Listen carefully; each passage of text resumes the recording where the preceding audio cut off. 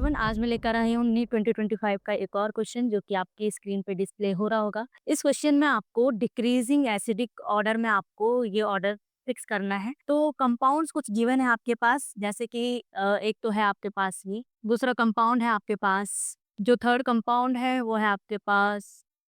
ये कुछ compounds given है आपके पास।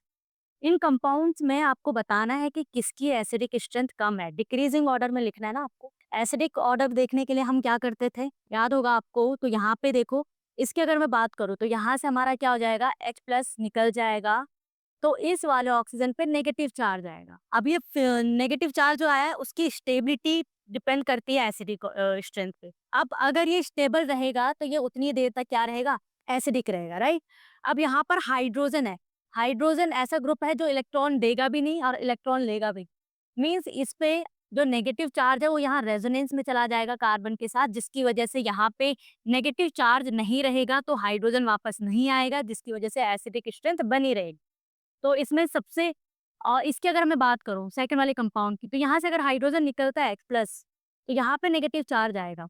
ये नेगेटिव चार्ज यहाँ पर नहीं रहता है, रेजोनेंस में जाएगा अगेन। लेकिन यहाँ पे CH3 ग्रुप प्रेजेंट है जो कि प्लस आई इफेक्ट शो करता है। ये इलेक्ट्रॉन डोनेटिंग ग्रुप होता है। ये नेगेटिव चार्ज जैसे ही यहाँ रेजोनेंस में आएगा, ये अपने इलेक्ट्रॉन इसको देगा, जिसकी वजह से इलेक्ट्रॉन ओवरऑल जो इलेक्ट्रॉन का मूवमेंट हो जाता है वो दोबारा से इस पे आ जाता है, जिसकी वजह से हाइड्रोजन वापस आ जाता है, राइट। वैसे भी प्लस आई है तो ये एसिडिक स्ट्रेंथ को कम करेगा। नेक्स्ट आपका ये वाला है, यहाँ पे देखिए अगेन ये निकला तो नेगेटिव चार्ज इधर आया। यहाँ इस वाले कार्बन पे दो CH3 ग्रुप है, मीन्स दो इलेक्ट्रॉन डोनेटिंग ग्रुप है, तो यहाँ पे भी ये प्लस आई शो करेगा।